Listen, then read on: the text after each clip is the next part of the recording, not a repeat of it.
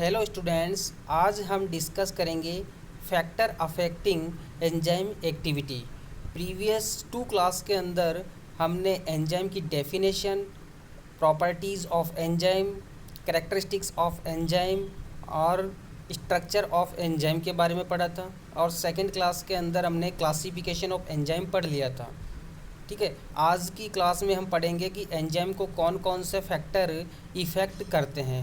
तो कुछ several factor होते हैं जो एंजाइम की एक्टिविटी को अफेक्ट करते हैं। तो फर्स्ट फैक्टर है temperature, second is pH, third is substrate concentration, fourth is presence of activator and inhibitors. ठीक है, तो बात करते हैं फर्स्ट फैक्टर की जो एंजाइम को इफ़ेक्ट करता है, वो है टेम्परेचर। ठीक है, तो टेम्परेचर ऑप्टिमम टेम्परेचर पर ज़्यादा वर्क करता है। ऑप्टिमम टेम्परेचर का मीन्स होता है कि ऐसा टेम्परेचर जिस पर एंजाइम की एक्टिविटी मैक्सिमम होती है, वो टेम्परेचर ऑप्टिमम टेम्परेचर कहलाता है। ठीक है, एंजाइम एक्टिव रहता है कब? जब टेम्परेचर ऑप्टिमम हो। और एंजाइम कब डीनेचर्ड होता है? डीनेचर्ड मतलब कब टूटता है और कब इनएक्टिव रहता है। तो enzyme is inactive at the low temperature. जब टेम्परेचर लो रहेगा, ऑप्टिमम टेम्परेचर से अगर कम टेम्परेचर एंजाइम को मिलेगा तो एंजाइम इनएक्टिव रहेगा, एंजाइम प्रॉपर रूप से वर्क नहीं कर पाएगा। एंजाइम है डीनेचर्ड हो जाएगा कब? हाई टेम्परेचर पर। टेम्परेचर बहुत ज़्यादा हो गया तो एंजाइम की जो प्रोटीन स्ट्रक्चर होती है वो टूट जाएगी और एंजाइम विकृतीकृत हो जाएगा। अपन बात करते हैं relationship of enzyme activity with temperature की, कि एंजाइम एक्टिविटी और टेम्परेचर के बीच में क्या रिलेशन है। तो एक ग्राफ के थ्रू अगर इसको समझते हैं तो अपन को बेल शेप्ड कर्व दिखाई देगा, मतलब बेल शेप्ड कर्व शो होगा। Peak level of which represent optimum temperature. जो पीक लेवल है वो क्या शो करेगा? ऑप्टिमम टेम्परेचर को। ऑप्टिमम टेम्परेचर एवरेज होता है 35 टू 40 डिग्री सेंटीग्रेड। मतलब ऑप्टिमम टेम्परेचर पर एंजाइम अच्छे से वर्क करता है, उसकी रेट ऑफ रिएक्शन ज़्यादा होती है। वो टेम्परेचर कौन सा है? 35 टू 40 डिग्री सेंटीग्रेड।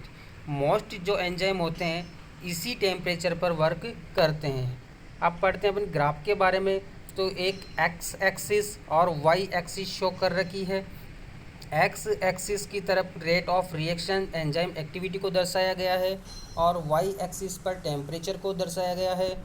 जैसे जैसे टेम्परेचर बढ़ता है वैसे वैसे एंजाइम एक्टिविटी भी बढ़ती है। ठीक है, फिर एक टेम्परेचर ऐसा आता है 35 टू 40 डिग्री सेंटीग्रेड पर, जहाँ पर ऑप्टिमम टेम्परेचर इसको बोलते हैं। इस ऑप्टिमम टेम्परेचर पर एंजाइम एक्टिविटी क्या रहती है? मैक्सिमम रहती है। क्या रहती है? मैक्सिमम।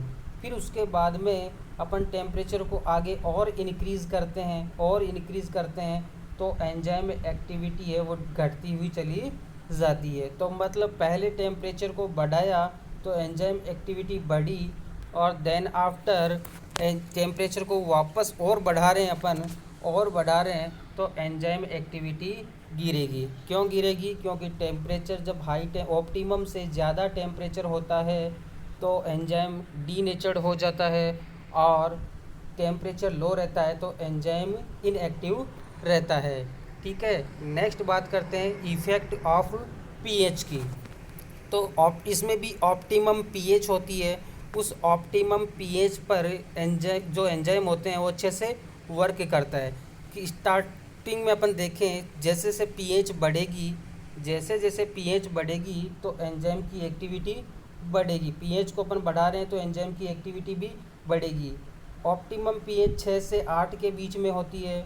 ऑप्टिमम पीएच 6 से 8 के बीच में होती है और इस दौरान एंजाइम एक्टिविटी क्या होती है? मैक्सिमम। इस पीएच को क्या बोलते हैं? ऑप्टिमम पीएच बोलते हैं। ऑप्टिमम पीएच से अगर पीएच का मान बढ़ाएंगे तो एंजाइम की एक्टिविटी जो है वो डिक्रीज़ हो जाएगी। ठीक है, तो normal range of pH is 6 to 8 for activation of enzyme. मतलब नॉर्मल ऑप्टिमम पीएच कितनी होती है एंजाइम को एक्टिवेट रहने के लिए, वो होती है 6 to 8। The pH eight which enzyme activity is maximum is called optimum pH. तो वही बात है कि ऑप्टिमम पीएच किसे बोलेंगे कि ऐसी पीएच का ऐसा मान जिस पर एंजाइम की एक्टिविटी मैक्सिमम रहती है, उस पीएच को ऑप्टिमम पीएच कहते हैं। तो कुछ सेवरल एग्जाम्पल है जिसके लिए ऑप्टिमम पीएच फिक्स रहती है।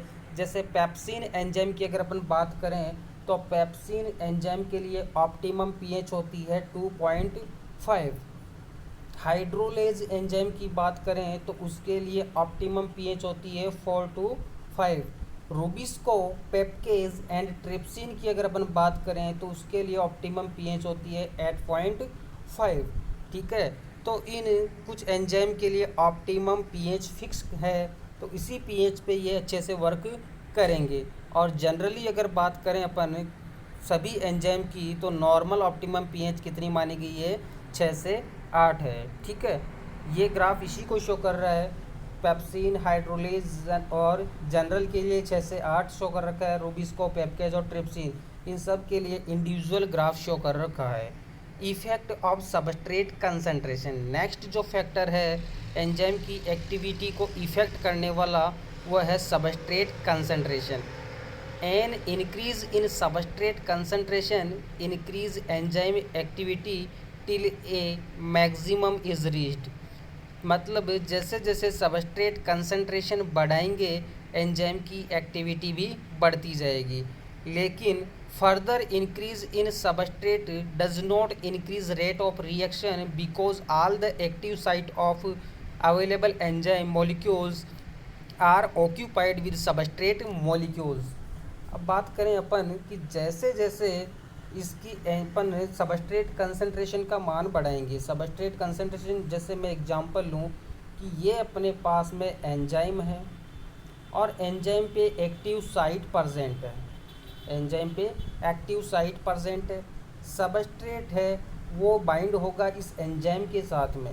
ठीक है, तो एंजाइम की अपन कंसंट्रेशन बढ़ाते चले जा रहे हैं, एंजाइम की कंसंट्रेशन सबस्ट्रेट की कंसंट्रेशन बढ़ाते चले जा रहे हैं। तो सबस्ट्रेट की कंसंट्रेशन बढ़ेगी तो क्या होगा, एंजाइम की एक्टिविटी भी बढ़ेगी। कब तक बढ़ेगी, जब तक उसकी सभी एक्टिव साइट है वो फुलफिल नहीं हो जाए।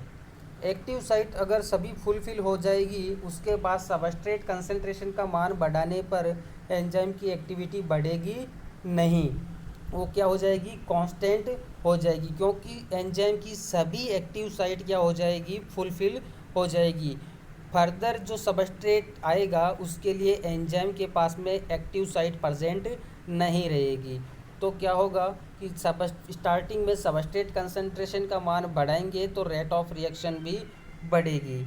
बात करें at a low substrate concentration the initially velocity of an enzyme catalysed reaction is proportional to the substrate concentration. समानुपात में बढ़ती है, समानुपात में मतलब कि जैसे सबस्ट्रेट कंसंट्रेशन का मान बढ़ा, जैसे ही सबस्ट्रेट कंसंट्रेशन का मान बढ़ा तो रेट ऑफ रिएक्शन भी बढ़ेगी। कब तक बढ़ेगी, जब तक एक्टिव साइट फुल फिलअप नहीं हो जाए। एक्टिव साइट फुल फिलअप हो गई उसके बाद में रेट ऑफ रिएक्शन क्या हो जाएगी, कांस्टेंट हो जाएगी। ठीक है, नेक्स्ट अपन बात करते हैं effect of enzyme concentration. Enzyme concentration में भी ऐसे ही होगा कि एंजाइम जैसे जैसे अपन एंजाइम की कंसंट्रेशन बढ़ाएंगे तो रेट ऑफ रिएक्शन बढ़ेगी। ठीक है, कि अपने पास में ये एंजाइम प्रेजेंट है, उसके बाद में ये एंजाइम प्रेजेंट है, देन आफ्टर ये एंजाइम प्रेजेंट है। ठीक है, और सबस्ट्रेट अपने पास में जैसे मॉलिक्यूल है वो कम है, तो एंजाइम चाहे कितने ही बढ़ा दो आप, सबस्ट्रेट कम है तो एंजाइम की एक्टिविटी नहीं बढ़ेगी। तो इसमें भी क्या होगा, प्रोपोर्शनल चलेगा। स्टार्टिंग में एंजाइम की कंसंट्रेशन बढ़ाएंगे तो रेट ऑफ रिएक्शन बढ़ेगी। एक टाइम ऐसा आएगा कि एंजाइम की कंसंट्रेशन आप कितनी भी बढ़ा दो, बाद में वो क्या हो जाएगा, कांस्टेंट हो जाएगा। नेक्स्ट फैक्टर की बात करें, effect of activators and coenzyme. Activators and coenzyme क्या करते हैं, एंजाइम की एक्टिविटी को बढ़ाते हैं। मतलब एंजाइम उस स्पेसिफिक एक्टिवेटर की हेल्प से और कोएंजाइम की हेल्प से क्या होता है, एक्टिवेट रहता है। तो activators are required to change pro enzyme into active enzyme. जो प्रो एंजाइम होते हैं उसको पहले एक्टिव करने के लिए कौन आता है, एक्टिवेटर्स आता है। जैसे मैं बात करूं पेप्सिनोजन, पेप्सिनोजन एक प्रो एंजाइम है। पेप्सिनोजन क्या है, प्रो एंजाइम है। तो पेप्सिनोजन अभी प्रोटीन पर वर्क नहीं करेगा क्योंकि ये इनएक्टिव फॉर्म में है। इस इनएक्टिव फॉर्म को एक्टिव फॉर्म में कन्वर्ट करने के लिए कौन आता है, एक्टिवेटर, एचसीएल। एचसीएल की हेल्प से पेप्सिनोजन किस में कन्वर्ट होगा, पेप्सिन में, और पेप्सिन फिर प्रोटीन का क्या करेगा, डाइजेशन करेगा। कुछ फैक्टर होते हैं इनऑर्गेनिक फैक्टर जिनकी हेल्प से एंजाइम वर्क करते हैं। वो फैक्टर है हेक्सोकाइनेज जो Mg+2 की प्रेजेंस में काम करता है, टायरोसिनेज कॉपर की प्रेजेंस में काम करता है, डी कार्बोक्सिलेज और मैग्नीज की प्रेजेंस में काम करता है। ये मैग्नीशियम, कॉपर और मैग्नीज एक्टिवेटर के रूप में काम करते हैं। बात करें इफेक्ट ऑफ इनहिबिटर्स कैसे एंजाइम की एक्टिविटी को प्रभावित करते हैं। Different group of factor cause temporary और permanent stoppage of enzyme activity. मतलब कुछ इनहिबिटर्स ऐसे होते हैं जो एंजाइम की एक्टिविटी को इनहिबिट कर सकते हैं। वो टेम्परेरी भी कर सकते हैं और परमानेंट भी कर सकते हैं। एग्जाम्पल जस्ट लाइक है अपने पास में high energy radiations, high energy radiations. Second is salt of heavy metals, third is cyanide, fourth is formaldehyde.